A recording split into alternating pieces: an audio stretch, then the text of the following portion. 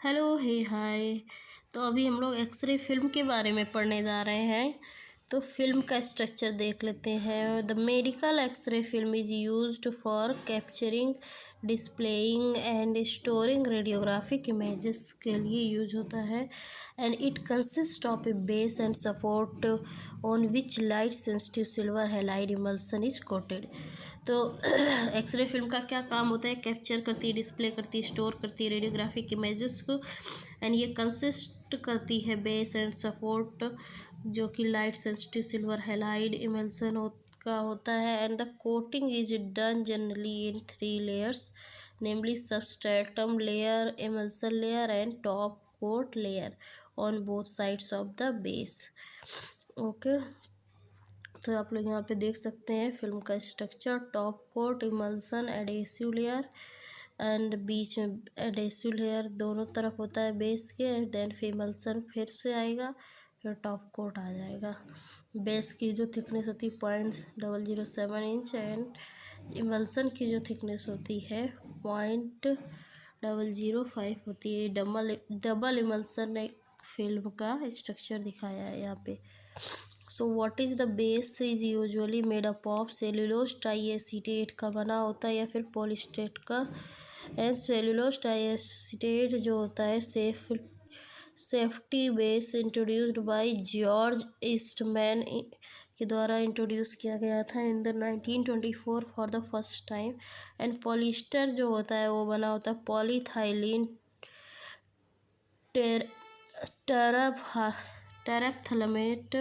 टेरेप्थलेट resin का बना होता है।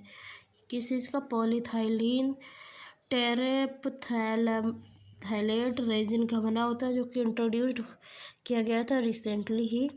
And base used should be dimensionally stable. And ये किस चीज़ के लिए मेंटेन करता है? यूनिफॉर्म इमेज स्टेबिलिटी को and during processing and storage के दौरान। So it should be sufficiently firm and rigid to avoid kinking को अवॉइड करने के लिए। And it should be inert so that sensitometric properties of the emulsion are not affected. ये किस चीज़ के लिए होता है? जैसे कि सेंसिटोमेट्रिक प्रॉपर्टीज़ जो होती हैं उसकी अफेक्टेड नहीं होती हैं। And it should also be sufficiently transparent for viewing radiograph clearly। And polyester base जो होता है उसके कई सारे advantage, dimensional stability, optical clarity, water proof, high tensile strength, flexible chemical memory and inert to processing chemicals. So base is generally 180 microns का thick होता है case of CTA and 160 microns thick on the case of polyester. And जो thickness होती है वो uniform होती है। Variations in the depth of the emulsion layer में अकर। बेस की कितनी थिकनेस होती है? 180 माइक्रॉन, जो कि CTA बोले तो सेल्यूलोज ट्राईएसीटेट का होता है। जो 160 माइक्रॉन थिकनेस पॉलिस्टर की ली जाती है। थिकनेस जो होती है यूनिफॉर्म होनी चाहिए। वेरिएशन जो डेप्थ में होते हैं इमल्सन लेयर में हो सकते हैं। So the base should be free from all blemishes. So base can neither be coloured nor clear. Blue basis film gives the following benefits. Blue basis film होती हैं जो कि क्या बेनिफिट होता है इसका? तो ये प्रोवाइड करती है pleasing image. It is much more restful on the viewer's eye and continuous viewing. It also gives higher visual contrast. Main disadvantage इसका presence of high base fog when the film is viewed on a poor quality view box. जैसे कि yellow light emission वाले में अगर देखेंगे तो इसमें high base fog दिखता है। And clear base has a very low base fog and lower visual contrast.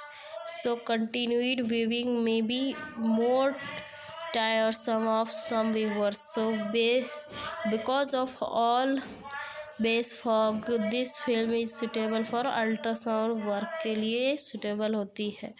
So the x ray film base is usually given blue tone to give a more pleasing appearance to the intermediate densities in the image. So both cellulose triacetate and polyester come under the class of safety bases, and both have sufficient dimension stability for all radiographic purposes, although polyester has a higher tear resistance.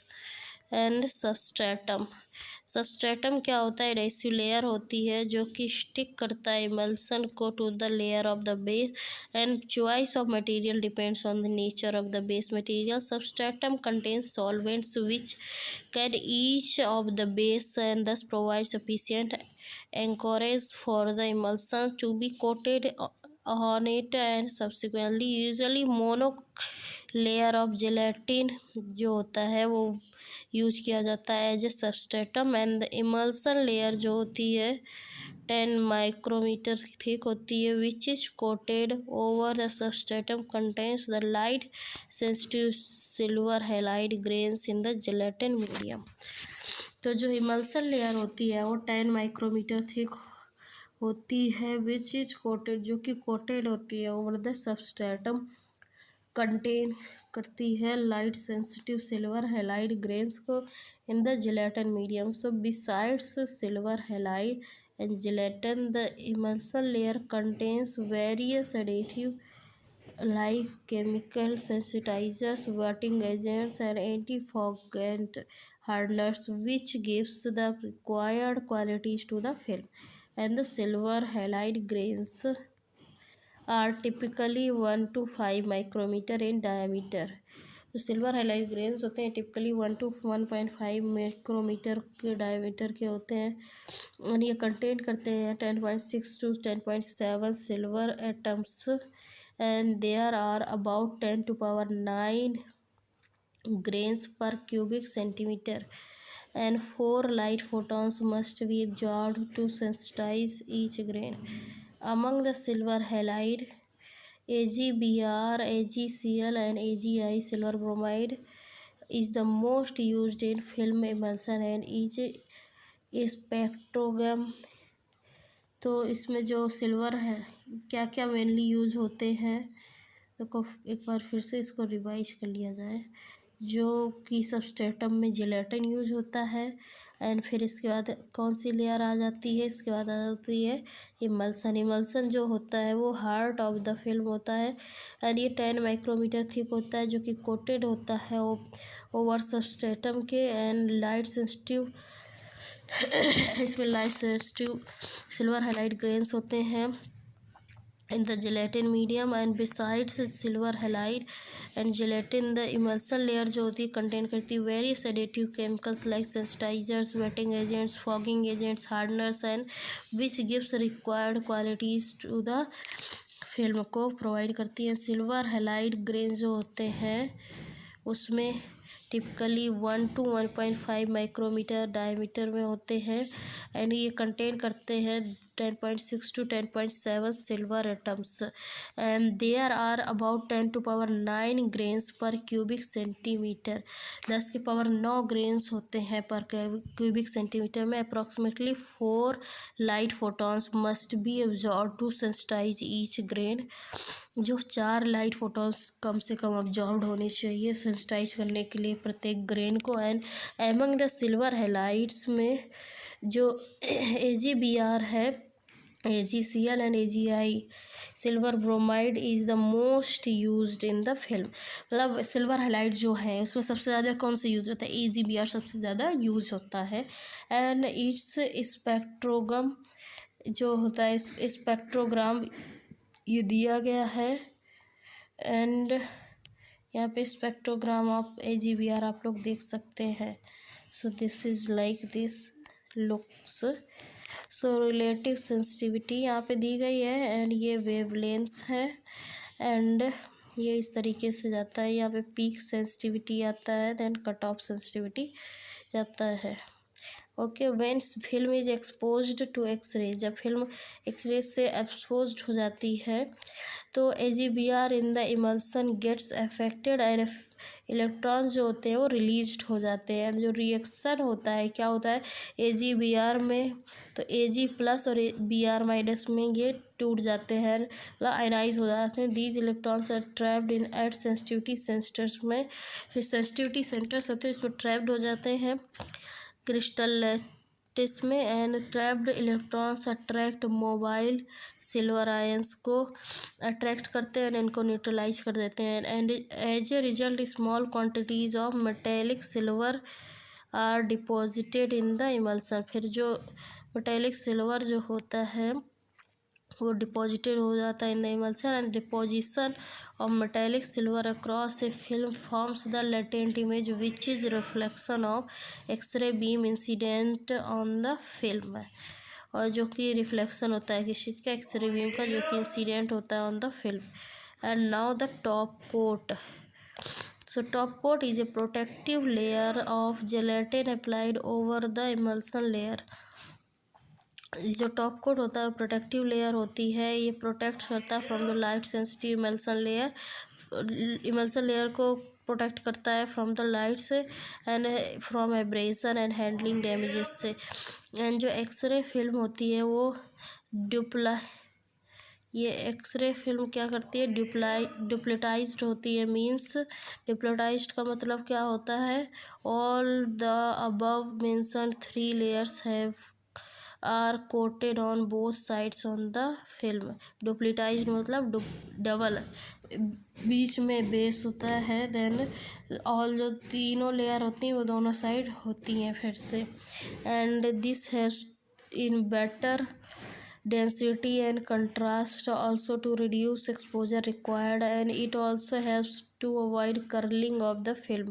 curling of the film को भी ये avoid करता है। And जो thickness होती है radiographic film की वो रेंज होती है फ्रॉम द 200 to 300 माइक्रोमीटर तक होती है, 0.25 मिलीमीटर में, एंड माइक्रोमीटर में 200 to 300 माइक्रोमीटर होती है इसकी thickness. Okay.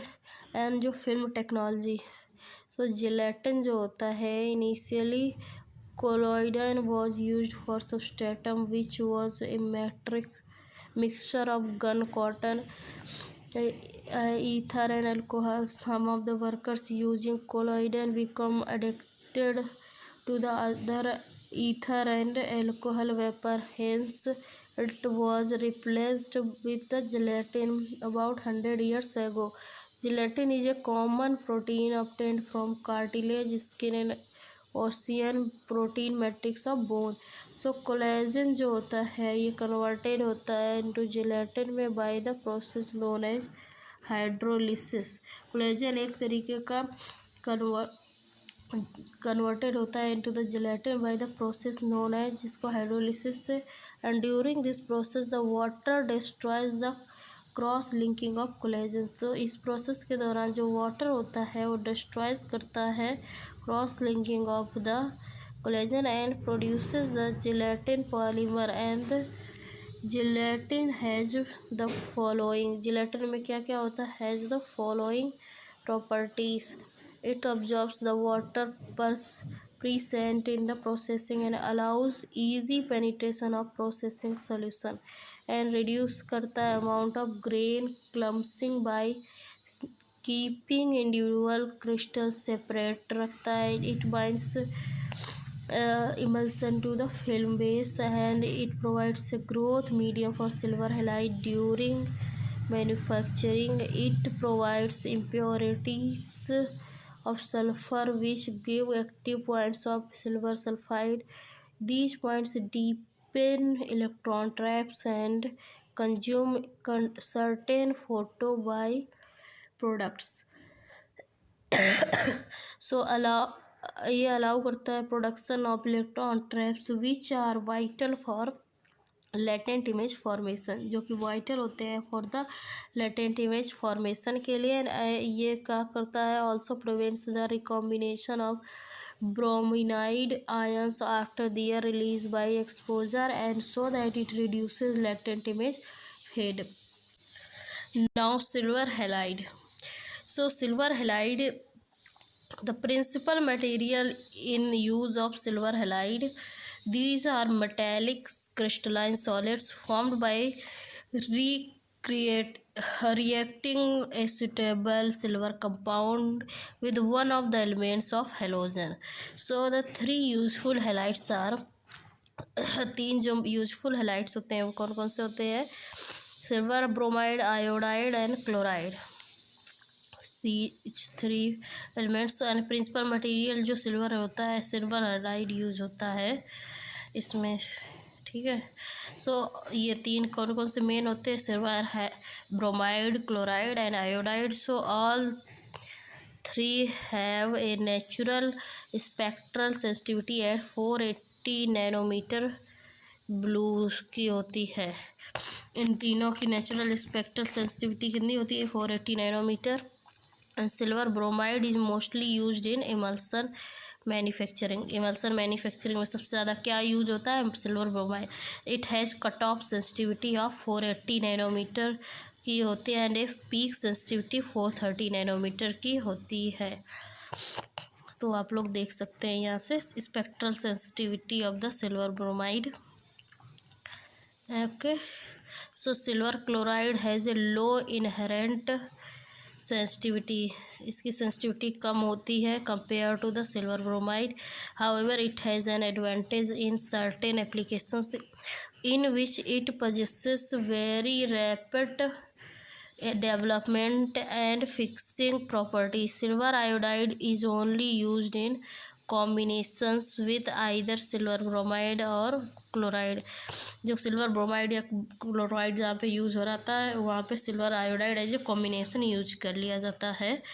And usually 2.2 to 4% of silver iodide is mixed with silver bromide for the manufacturing of X-ray emulsion. So this increases the sensitivity and also extends its spectral response. So the main advantage जो होता है silver iodide का वो होता है fixing time increase होता है and it can not be used independently. इससे फिक्सिंग टाइम क्या होता है? बढ़ जाता है और ये इसको इंडिपेंडेंटली यूज़ नहीं कर सकते सिल्वर आयोडाइड को। एंड स्पेक्ट्रल सेंसिटिविटी क्या होता है? ये इमल्सन की जो होती है वो रेंज ऑफ वेवलेंथ होती है of electromagnetic spectrum is to which the emulsion will respond and it is usually plotted wavelength versus relative sensitivity as spectrogram. ये यूजुअली प्लॉटेड वेवलेंथ होती है वर्सेस रिलेटिव सेंसिटिविटी के एंड एज ए स्पेक्ट्रोग्राम के हिसाब से। And peak sensitivity is the wavelength at which the emulsion exhibits the highest response. The cutoff sensitivity is the wavelength beyond which the film is no longer sensitive. So extending the natural sensitivity of the silver halide is called spectral sensitizing. तो जो extending होती है natural sensitivity of silver halide की उसको spectral sensitizing बोलते हैं। It can be achieved by adding suitable dye to the emulsion. कुछ suitable dye use करेंगे इमल्सन में, उससे ये अचीव की जा सकती है। Spectral sensitivity of the film emulsion can be divided into 3 categories में डिवाइड की जा सकती है: monochromatic emulsion, orthochromatic emulsion and panchromatic emulsion. Monochromatic emulsion ये जो होते हैं blue sensitive and non colour sensitive होते हैं। It is often called as blind emulsion. इसको ब्लाइंड इमल्सन कहते हैं। इसका मतलब होता है that it can not see any colour of longer wavelength than blue. It is mostly used in X ray imaging. तो ये जो होता है it is often called as blind emulsion बोलते हैं मोनोक्रोम को। ये ब्लू सेंसिटिव होता है, नॉन कलर सेंसिटिव होता है एंड ऑल। ये इसका मतलब होता है ब्लाइंड इमल्सन का मतलब होता है ये कैन नॉट सी कर सकता है any colours of longer wavelength than blue के अलावा। It is mostly used in X ray imaging में यूज़ होता है। एंड ऑर्थोक्रोमेटिक इमल्सन जो होते हैं have a spectral sensitivity up to and including green part of the visible spectrum. This can be further classified as short, medium and long orthochromatic emulsions. and ये film जो होती हैं with rare earth screen के साथ green and in monitor photography में होती हैं। And panchromatic emulsion जो होते हैं वो कवर करते हैं all the wavelength of the visible spectrum, and this has only limited use in radiology and since it has to be handle in complete darkness during processing, क्योंकि इसको handle किया जाता है in the complete darkness in the processing में। Panchromatic emulsion जो होते हैं वो ये all the wavelength of the visual spectrum में कवर करता है। इसकी ओनली लिमिटेड यूज होती है रेडियोलॉजी में। And grain types, there are two types of grains namely globular grains and tabular grains. तो ब्लू सेंसिटिव जो होते हैं वो मोनोक्रोमेटिक फिल्म्स, उसमें सिर्फ ग्लोबुलर ग्रेन्स ही यूज किए जाते हैं। ग्लोबुलर ग्रेन्स मतलब होता है स्पेरिकल एंड स्फेरिकल शेप में, जो कि gives highest volume which provides good absorption and this will enable to achieve higher speed. ये हायर स्पीड को अचीव करने में हेल्प करता है globular grains. So exposure from blue light source and emulsion layer silver halide and gelatin based material. So tabular grains mostly used होते हैं in the synthesized emulsion. It has tabletop like structure which provides a very large surface area but has a small volume. It can be subdivided into T-mat emulsion and structured twins.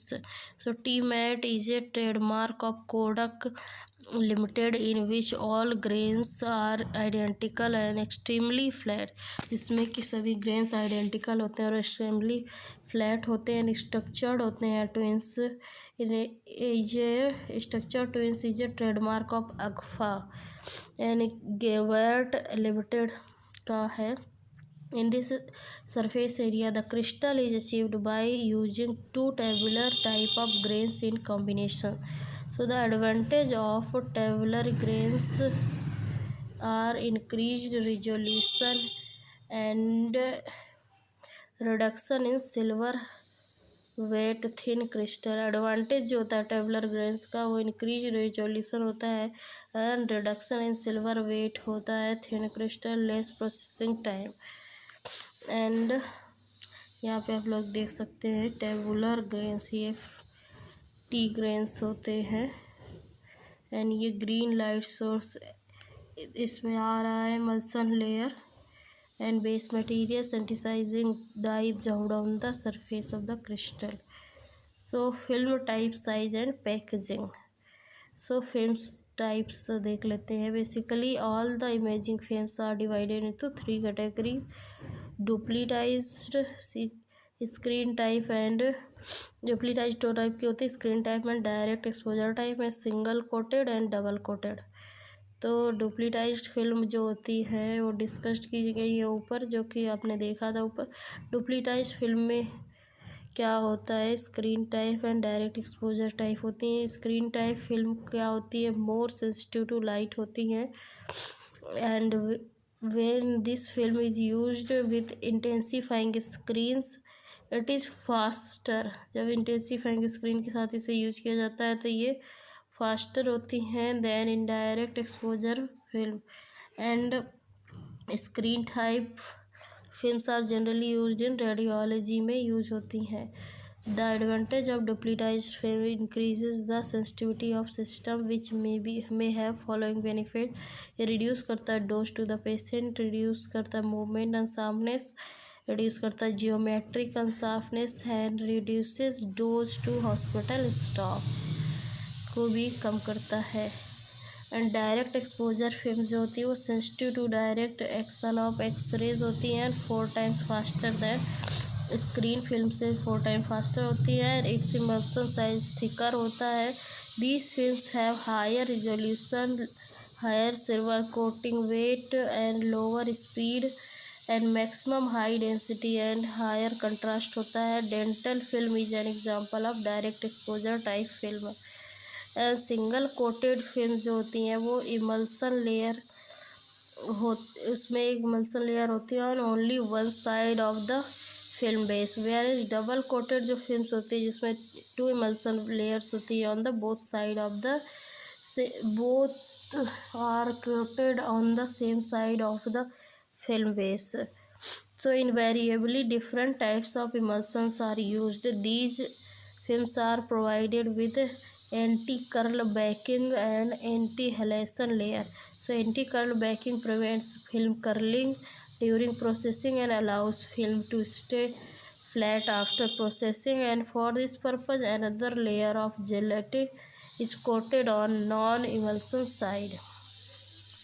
Supercoat emulsion substratum base anti-curl layer, ये single coated film का structure है। इसमें सबसे नीचे anti curl halation layer होती है, फिर base, फिर सबस्ट्रेशन, फिर इमल्सन, फिर super coat. So anti halation layer is coloured dye होती है included in the gelatin and of anti curl backing. Halation का मतलब halation is caused by the reflection of the light at the boundary of base with the air. So this reduce करता है halo unsharpness effects that reduces resolution. The dyes used in anti-halo layer are designed to absorb light that passes through the base, and ये जो base से light होती है पास उसको करता है and into the anti curl halation layer. So film के जो साइज़ होते हैं वो क्या क्या होते हैं, ये अलग अलग साइज़ होते हैं। कॉमन साइज़ जो यूज़ होता है 17x17 इंटू 17x14, ये दो जो है साइजेस होते हैं जो कि कॉमनली यूज़ होते हैं, ये इंचेस में दिए गए हैं। एंड इसके अलावा 15, 12, 15, 16, 14, 14, 14, 11, 12, 12, 12, 10, 12, 6, 8, 10 एंड 6.5, 8.5, 6.5 इंटू 4.5, ये सभी यूज होते हैं।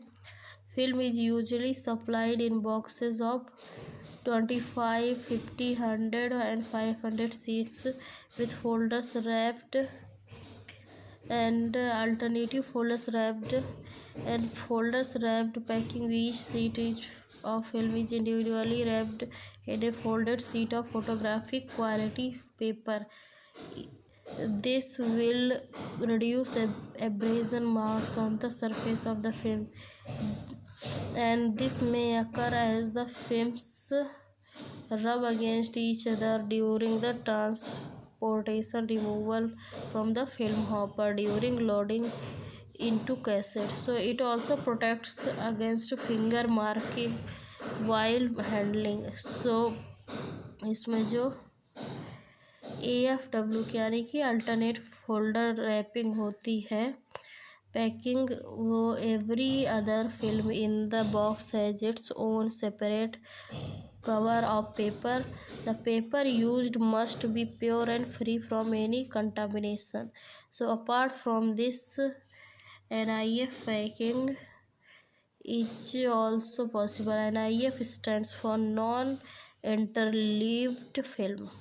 So in this film is not protected, in this the film is not protected from its neighbors. So this is due to hardening of the supercoat and hermetically sealed vacuum packs of plastic. So these packs holds the seat firmly together and eliminate a movement between adjacent seats.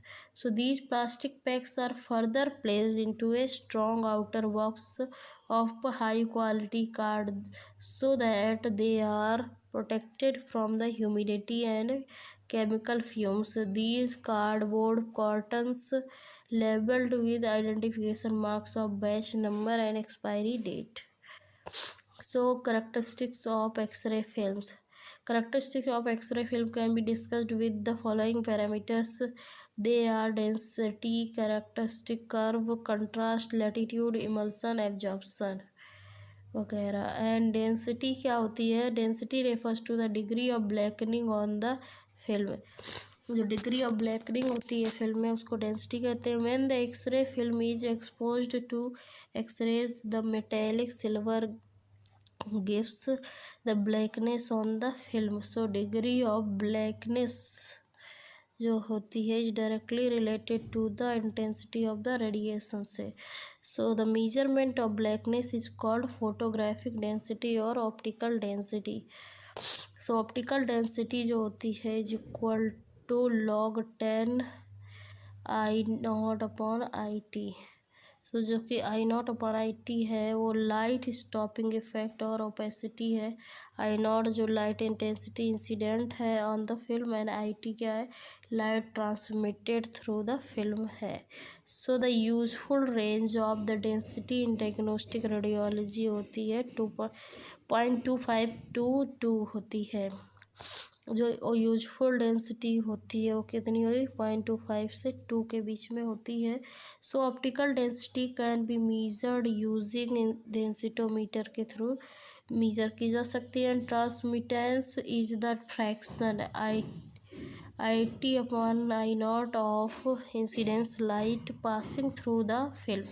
So as optical density increases the transmittance decreases।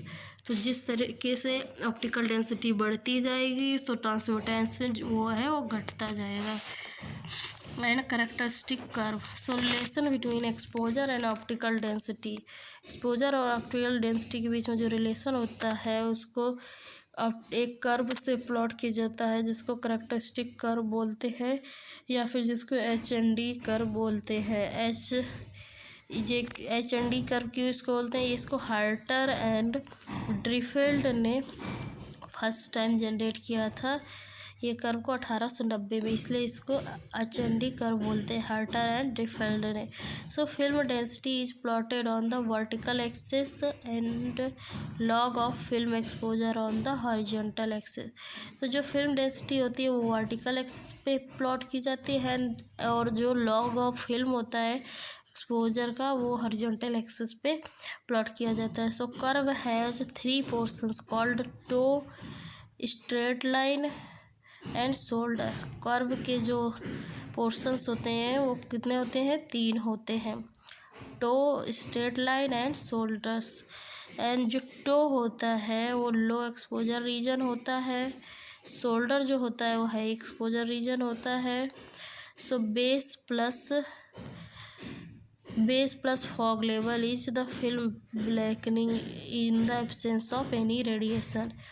So typically ranges from 0.1 to 0.2 optical density units and the maximum film density ranges from the 2.5 to 3 optical density units. So fast film requires less radiation to achieve a given film density and slow film requires more radiations. So the slope of the curve can be measured by film gamma। जो slope होता है curve का उसको किसके द्वारा major किया जा सकता है, by the film gamma which is defined by the formula. तो ये सभी चीज़ें इम्पॉर्टेंट हैं। जो स्लोप है कर्व का उसको किसके द्वारा मेजर किया जा सकता है, फिल्म गामा के द्वारा। एंड इसका फार्मूला ये दिया है, फिल्म गामा का फार्मूला क्या है, D2 minus D1 upon log E2 minus log E1 where D2 and D1 are the densities on the straight line portion of the curve and resulting from the log of exposure E2 and E1. So the exposure is taken from a logarithmic scale because a large difference can be expressed on a small scale. So film gamma जो होती है value ranges, film gamma की value जो होती है वो range कितनी होती है, 2 to 3.5 and the gradient it is mean slope between two specified densities. So a high gradient means, एक हाई ग्रेडियंट का क्या मतलब होता है, रेडियोग्राफिक कंट्रास्ट एम्पलीफाइड होता है। ए हाई ग्रेडियंट का मतलब होता है रेडियोग्राफिक जो कंट्रास्ट है वो एम्पलीफाइड होता है। तो यहाँ पे आप लोग देख सकते हैं ये HND कर्व है, इसके 3 पार्ट होते हैं, toe, then straight line, then उसके बाद शोल्डर, ठीक है। और ये डेंसिटी है, ये बेस प्लस फॉग। तो इसकी जो वो भी दी गई है कि कितने के बीच में ऑप्टिकल डेंसिटी रहेगी तो सही रहेगा। तो ऑप्टिकल डेंसिटी जो है वो कहाँ से कहाँ तक सही होती है वो दिया गया है, करैक्टरिस्टिक कर्व के हिसाब से देखा जा सकता है इसको। एंड जो speed of a film is defined as a reciprocal of the exposure in regions 1/r required to produce a density of 1 above the base plus fog density. So the film speed determine करती है the location of the curve on the log exposure scale. So for example, if film needs 0.01 milliroentgen to produce a density of 1, so then speed of the film is 100. तो जो film की speed होती है वो 100 होती है। Thus faster the film, less the exposure required for given blackening and lower the radiation dose to be patient. And film speed is a function of the number and size of the silver halide crystals in the emulsion. So the large crystals, the faster the film, but poorer the image quality. जितना ज़्यादा crystals बड़े होंगे film उतनी fast होगी, but उसकी image quality उतना ही poor होगी। And contrast is the density difference between two adjacent image areas in a radiograph. So film contrast tells us how the film response to the difference in the exposure. तो film contrast जो होता है वो depend करता है characteristic curve पे and film density पे, screen और नॉन स्क्रीन एक्सपोजर पे। तो film processing, film contrast is determined by the slope of the characteristic curve. जो फिल्म कंट्रास्ट है वो डिटरमाइंड होता है bye the slope of the characteristic curve से। एंड द फिल्म जो होती है the film gamma is maximum slope of the characteristic curve. So double emulsion films produce greater contrast than single emulsion films. And high contrast single emulsion films are used in mammography. High contrast single emulsion film कहाँ use होती है? Mammography में use होती है। Double emulsion film जो होती है उसमें ज़्यादा कंट्रास्ट होता है than the single emulsion। And mammography में high contrast single emulsion film use होती हैं। लैटिट्यूड क्या होता है? Latitude is the range of fog relative exposure levels MBS that will produce acceptable range of density 0.25 to 2, जो कि acceptable range है density की क्या है 0.25 to 2। एंड लैटिट्यूड वेरी करती है inversely with the film contrast. A wide latitude film has a low gradient and low contrast. Wide latitude films are used for chest radiography. जो लैटिट्यूड होता है वो इन्वर्सली होता है विद द फिल्म कंट्रास्ट के, लैटिट्यूड इन्वर्सली प्रोपोर्शनल होता है film contrast के। एंड जो वाइड लैटिट्यूड फिल्म होती है उसमें लो ग्रेडियंट होता है, लो कंट्रास्ट होता है। And wide latitude films are used for the chest radiography के लिए यूज होता है। Emulsion absorption, so it is necessary that silver halide grains in the film must absorb the light emitted by the intensifying screen। ये necessary होता है कि silver highlight grains जो होते हैं फिल्म में वो एब्जॉर्ब करें light emitted by the intensifying screen. So the ability of the silver halide to absorb light depends on the wavelength और colour of light. So generally जो सिल्वर हाइलाइट एब्जॉर्ब करते हैं लाइट को in the UV, violet or blue regions, so it is possible to expand the sensitivity of the film to green color with a coating of dye, and such green sensitive films is called orthofilm. The silver halide coated with the dye that absorb red light is called pan film.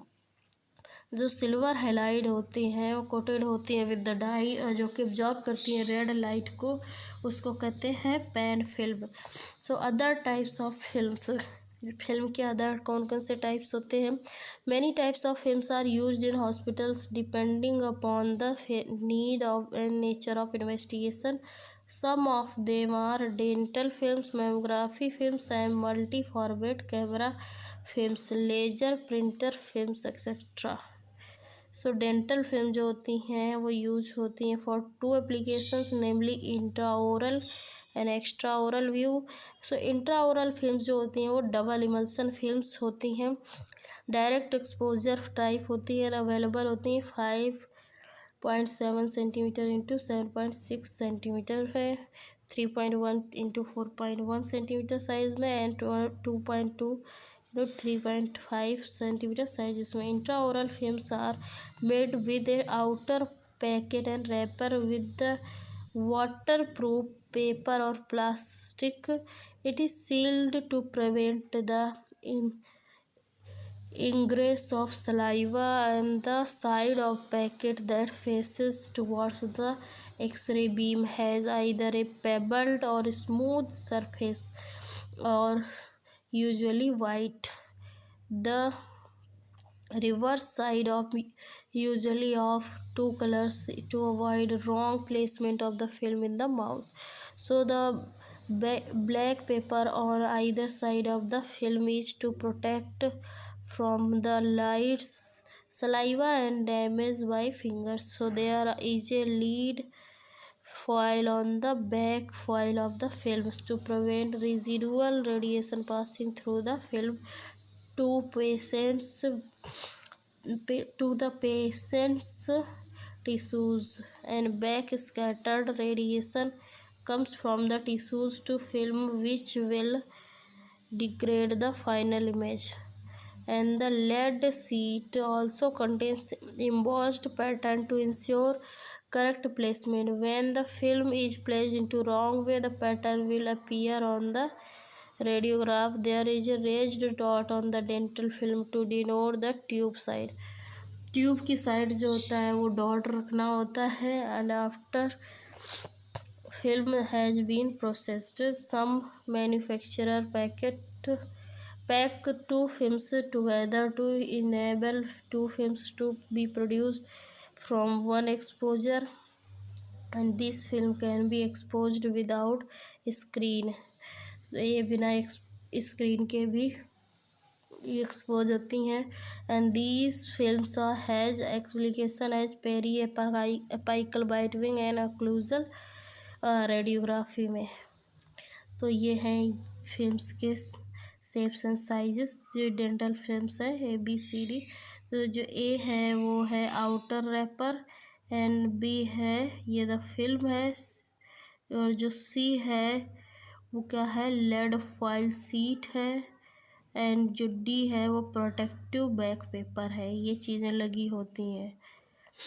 इस तरीके से एक film packed होती है जिससे कि वो safe भी रहे और एक्सरे भी प्रॉपर आ जाए एंड कोई भी आर्टिफैक्ट भी ना आए.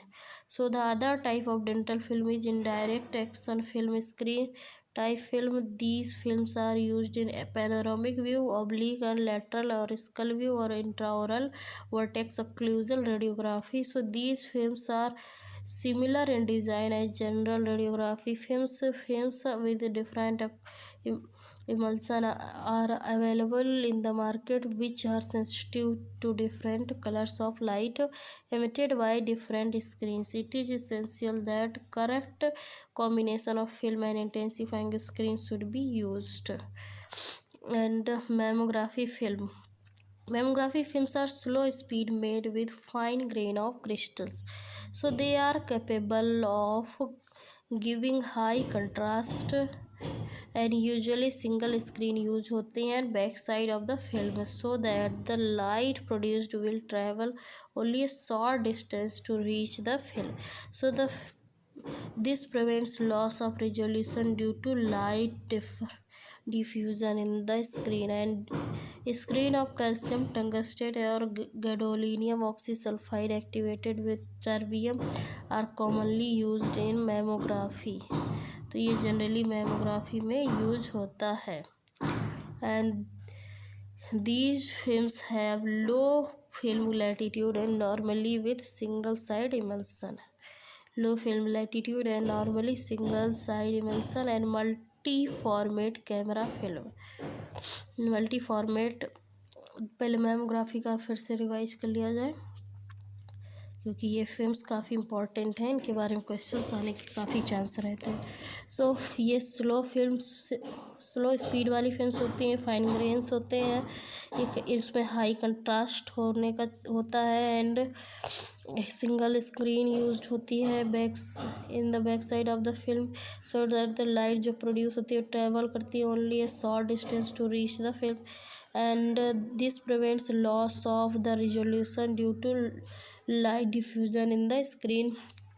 एंड जो स्क्रीन्स होती हैं ऑफ कैल्शियम टंगस्टेट या gadolinium oxysulphide activated with terbium होती हैं जो कि कॉमनली मैमोग्राफी में यूज होती हैं। और जो फिल्म होती हैं हैव लो फिल्म लैटिट्यूड होता है normally with single side emulsion होता है and multi format camera film. The camera allows multiple images to be placed in a sheet of film. Camera जो होता है अलाउ करता है मल्टीपल इमेजेस को in the sheet of the film. तो multi format जो कैमरा फिल्म होती हैं ये कैमरा अलाउ करता है मल्टीपल इमेजेस लेने के लिए, प्लेस्ड होती हैं इन सीट ऑफ फिल्म में। एंड इसमें जो फिल्म्स होती हैं थिनर होती हैं, पतली होती हैं एंड बेसिकली सिंगल कोटेड होती हैं with anti halo curl backing. So the peak sensitivity is 540 nanometre होती है एंड अवेलेबल होती है from the 5x4 inch to 35x43 inch 43 centimeter to shoot the imaging camera. It is available in blue or clear base with high or low contrast. So usually जो CT scan होता है, MRI and ultrasound video images output is recorded in these films. So जो laser printing होती है, laser printing film, these films are single coated fine grain emulsion with anti-halation backing layer. Selection can be made to match the type of laser being used. Films are available in different formats from 8x10, 35x43 either with blue or clear base. So they are packed from either darkroom or daylight processing. It can be used for ultrasound CT and with imaging plates in conventional radiography. So handling of X-ray film. X-ray film is delicate material and it should be handled carefully. So the film should be handled always by its edges with clean dry hands. One should avoid touching the film surfaces. Do not touch the film surface with fingers, nails or scissors, knives or screwdrivers. So when handling the film in processing room, the white light is switched off and the film should be handled either in darkness or under the safe light. So film should be exposed to the safe light lamp or a period of equal to unload a film. Film left out of under safe light lamps for too long will fog. If film cannot be processed at once, it should be stored in light-tight container. When loading films in hangars for development, they should be protected from direct light from the lamp, and improper safe light illumination is a common cause of film fog. Excessive examination of films under safe light cause aerial fog on films. The illumination will be safe only if bulbs of less than 15 watts are used. So the standard safety for safe light is much that an exposed X-ray films may be safely handled in the light of a distance of 3 feet for 1 minute. And the loading bench जो है in the processing room should be grounded so that the handling of the cassette. Any static charge that are built up can be removed before the cassette is opened. Dark X ray जो film होती है store की जाती है at a cool place both day night and high temperature जो होता है the film will be spoiled before the expiry date. High temperature नहीं होना चाहिए एंड एक्सरे फिल्म्स जो होती हैं सेंसिटिव होती है तो pressure so hands should be kept always in a upright vertical position में and look like books in a book shelf and जिससे कि प्रेशर ना पड़े उन पे and films always kept away from the dust and films always used before the expiry date and given by the manufacturer। तो अभी हम लोग का नेक्स्ट चैप्टर है फिल्म प्रोसेसिंग के बारे में पढ़ेंगे। ओके, तब तक